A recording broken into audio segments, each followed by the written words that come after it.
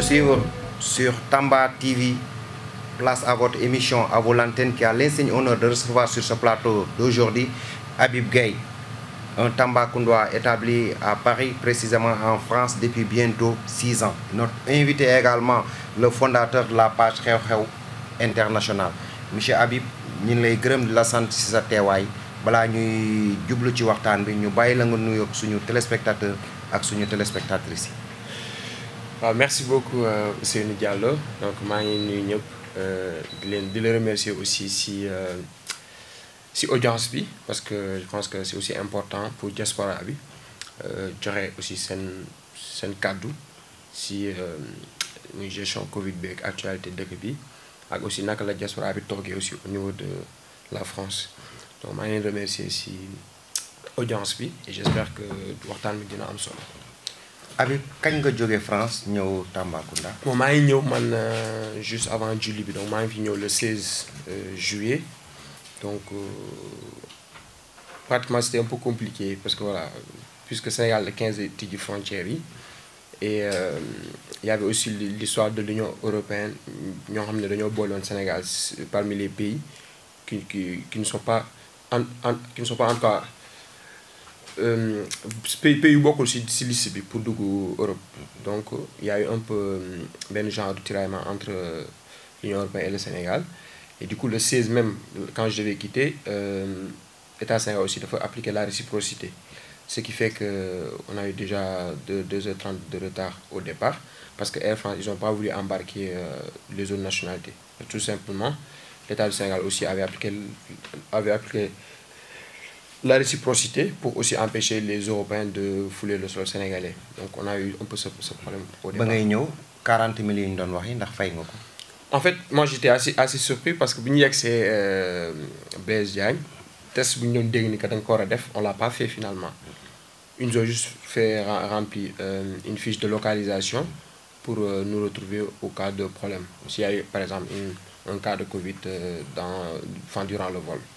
mais depuis le 16 je suis là donc amuñu benn problème par rapport ak ça. fële ca France naka ngeen dundee feebar bi yéen Tambacounda yi nga xam ne yéen a fa nekkoon. bon peut-être je vais dire Sénégalais de manière générale quoi parce que voilà Covid bi en fait bi ñu koy dégg c'était comme tout le monde on était à la fois stressé donc beaucoup avaient même peur en fait parce que lu ñu doon gis Chine la muy ñëw daal suñu kaw. et kenn amuloon maîtrise bi en moment boobu noonu après il y avait le gouvernement français bu doon rassurer les gens que voilà la Chine était à l'autre bout du monde et que y avait pas de risque que virus bi propagé wu et bi ñu gisee moor yi surtout di accélérer ak traitement d'information bi donc ñëpp tout le monde a pris peur et lu gënoon tiitloo xëy na diaspora bi mooy seen mbokk yu nekk Sénégal parce que on se dit peut-être France am na les moyens de riposte mais tey ji bu duggoon Sénégal ça va être très compliqué à gérer. Donc, en tout cas, au début, il y avait ça. Après, le virus est arrivé. Donc, finalement, le virus est arrivé en France, ou en tout cas, c'est Europe. Donc, nous aussi, on commence à entendre des morts et tout. Donc, le gouvernement a réagi par des mesures, on va dire, strictes, efficaces aussi à la fois, parce que les mesures, en tout cas, les mesures liées à l'économie, nous accompagné surtout Covid, parce que on était quand même confinés pendant presque plus de 2 mois et confinement bon aussi ça a un coût c'est-à-dire tout ce qui était des gens qui travaillaient et tout avaient une prise en charge du gouvernement à hauteur de 84% donc cela a permis vraiment voilà de rester chez toi tout en gardant ton salaire. Après il y a eu aussi des organisations pour mettre en place des systèmes de télétravail. Donc, en tout cas voilà à mon sens sur le plan économique donc voilà le gouvernement de France a bien géré la crise. loolu aussi moo xawoon gën a dalal xel mu naa ne diaspora bi voilà après bon am na aussi une grosse partie de la diaspora ñoo xam ne dañuy liggéey du jour au lendemain enfin c'est comme ça qu'ils gagnent leur vie quoi comme les vendeurs à la sauvette ñuy nekk foofu et tout ak aussi les entrepreneurs donc peut-être pour ñoom ça a été beaucoup plus compliqué voilà ça a été beaucoup plus compliqué après il y a eu l'aide allouée à la diaspora par l'État du Sénégal. balaa ñooy ñëw ci aide bi sax foofu ca France. particulièrement Tambacounda yi ndax amoon na ci ñoo xam ne feebar bi jot na leen tëral. man personnellement j'en ai connu quelqu'un donc effectivement de Tamba qui a été contaminé avec sa famille mais en soi moment boobu noonu il y avait pas vraiment le fonds alloué à la diaspora parce que xam nga fonds bi il y a une grosse partie boo xam ne tey jii ce sont les gens qui sont atteints du Covid donc ñoom lañ koy alloué c'est-à-dire qu'à hauteur de 500 euros donc c'était vraiment même pas sax essentiel parce qu'en fait en soi boo amee Covid tu as une prise en charge donc prise en charge mooy la les hôpitaux te prennent en charge tu as les médicaments gratuitement donc voilà j'en ai connu quelqu'un qui s'en est bien sorti voilà, il est jeune et bien portant et à part ça voilà souvent ñun dañuy toog fii ci Tambacounda dégg am na benn Tambacounda bu gaañu France ngir Covid bi est-ce que loolu mën nga ko dëggal bon man dégg naa lu mel noonu mais aussi beneen information bi ma dégg parce que si lire aussi là c'est parce que je connais pas la personne ils ont dit que c'était pas vraiment le Covid et que c'était pour d'autres raisons après comme que moment boobu voilà c'était un peu tendu lépp bépp décès bu am quasiment dañuy considérer ni Covid la c'est voilà xam naa loolu moo tax mu créé benn tension mais en soi man personnellement j'ai pas la confirmation que la personne était atteinte. yéen foofu ca France Tambacounda yi da ngeen doon gisee wala di waxtaan seen biir. Au début c'est vrai que may doog a dem man je connaissais pas de Tambacounda donc voilà après grâce au MITA donc qui est le mouvement initiative des Tambacounda donc j'ai commencé un peu à fréquenter mun naa ne les Tambacounda mais c'est vraiment un bref moment quoi donc il y avait quelquefois des petites organisations xam nga ay apéro débat genre yooyu mais amuloon continuité à part man mouvement boobu noonu qui m'avait permis de rencontrer quelques Tambacounda. Il y a aussi par le biais de l'association où j'étais qui est RTF.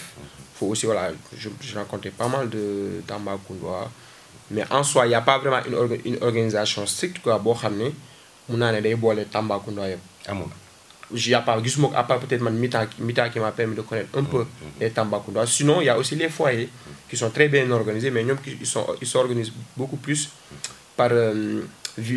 village en fait c'est-à-dire ñu dëkk ay baalu ay qui dira je sais pas qui vivent dans les foyers donc comme ils ont des organisations beaucoup plus avancées ils mettent en place des systèmes de cotisation ils viennent en aide aussi leur village et tout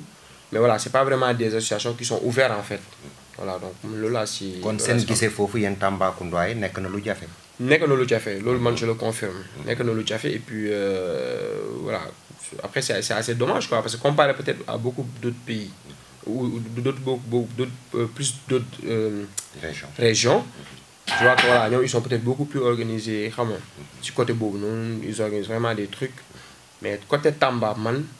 j'en ai connu mais pas beaucoup quoi pas beaucoup d'organisations en tout cas yoo xam ne dañuy œuvrer pour vraiment rassembler les Tambacounda. ndax mën nañ xaar yow nga jël initiative bi jéem a boole Tambacounda yu fa nekk. bëggoon naa ko def au début.